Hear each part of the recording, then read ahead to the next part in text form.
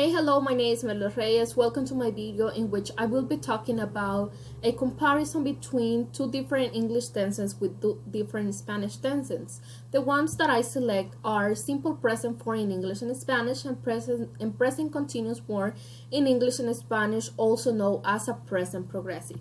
So let's start with simple present, okay? Simple present in Spanish is also called el presente indicativo, as making a reference to the moves that exist in Spanish, such as el subjuntivo, el imperativo, and el indicativo, okay? But simple present in Spanish is used to talk about habitual actions, daily activities, facts, etc. Another usage of simple present in Spanish is that it's used to refer to something that happened continuously, okay? In English, simple present, we use it for facts, routine, habits, and schedules, the same as in Spanish too. Okay, but another usage of English in simple present is that it's used to refer that an action is happening right now, okay? Now let's see this example in this chart. In simple present, the conjugation of the verb in both languages, English and Spanish, is really important. Okay, why? Because conjugation can be a little bit different in English and Spanish. For example, for first person singular, taking as an example the verb work, we say in English, I work. In Spanish, yo trabajo. For second person singular, we say you work, tú trabajas. Third person singular, he, she, or it, that we already know those pronouns are for third person singular, we say works with an s at the end of the verb, works. And sometimes that can change and it can be an es at the end of the verb, but that is just in some occasions. Now, in Spanish, we say él trabaja, ella trabaja, and it's used also for objects, okay? But in first person plural, we say we work. Nosotras o nosotros trabajamos, okay? As you can see, there is a misspelling, I'm sorry. But as you can see, trabajamos, the verb changed in Spanish, okay? So we have to learn the conjugation of verbs in Spanish as the same in English. But in my opinion, I think English is easier, because we only add the letter S at the end of the verb in third person singular, while whether in Spanish we have to learn the different conjugations that each verb have. Now let's take a look at this other chart in which there is another difference between Spanish and English usage of simple present tense. Why? Because in affirmative form we say, for example, taking into consideration this verb play, I play, yo juego. Do I play? That's the difference, because in English we have to use an auxiliary in order to ask a question or to answer in a negative form. For example, do I play? We need the auxiliary. In Spanish, we don't need any auxiliary. We just say juego yo, like asking to myself. But the answer is I do not play, using, okay, the auxiliary and the word not, that is negative form, and the verb, of course. Now, yo no juego en español, okay? So that's the difference between English and Spanish in interrogative and negative form. We use the auxiliary do, in negative form do not, okay? But it is important to remember that for third person we have to add a letter S when it's in affirmative form, because we are not going to use the word does, remember, just in interrogative and negative.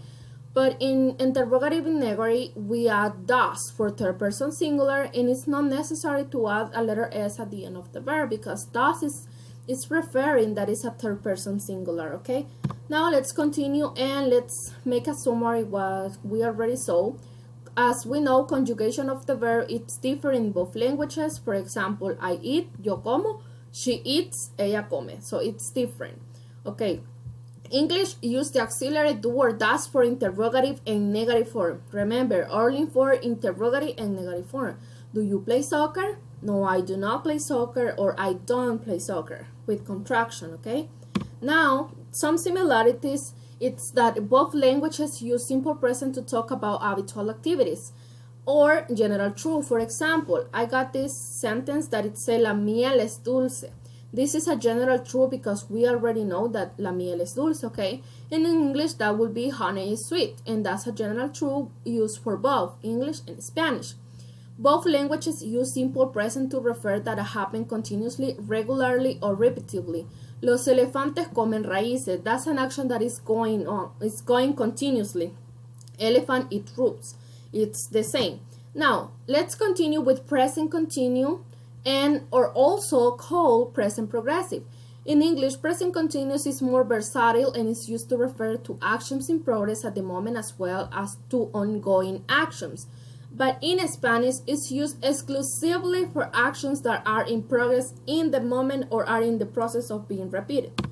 For example, at the same time, this is a similarity. Ahorita mis padres están cenando. That's in present continuous. Why? Because as we already saw, it's used exclusively for actions in progress. This action is in progress. Están cenando. But in English, it will be my parents are eating dinner right now. As you can see, there is not a difference between these two sentences. It's just translated from Spanish to English. Are eating is the present continuous, and it's as the same as in Spanish, in progress. Now, the difference. In English, the present continuous is always required for this usage. For example, in Spanish, we can say in simple present or simple or present progressive, sorry. ¿Qué haces? In simple present progressive. ¿Qué estás haciendo? So we have two ways to referring for this usage. But in English, it's specifically used like for this usage. What are you doing? ¿Qué estás haciendo? O ¿qué haces? Is the same in English. What are you doing? So we have to always use this form. Llueve fuerte, another example. Está lloviendo fuerte. Simple present, present progressive. That's the difference that in Spanish we can use simple present and present progressive, whether in English we cannot use only, we only have to use present continuous. It's raining hard. Now, another difference is that verb of motions in Spanish such as ir, venir, volver almost never take place to continuous form, while they typically do in English. For example, in Spanish we say ¿a dónde vas?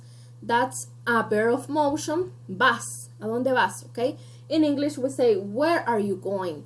It's in present progressive or present continuous, as you want to call it. Ya voy, I'm coming. El tren viene, the train is coming. Ella vuelve el martes. She's returning on Tuesday. It's specifically for present continuous form in English, but in Spanish, we almost never take that form, or we say a dónde vas, ya voy, okay?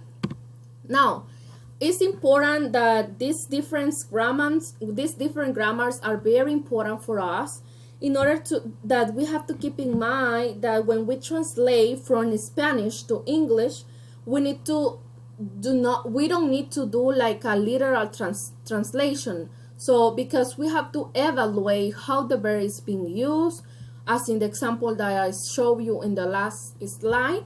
And also we have to consider the grammatical difference that both languages have.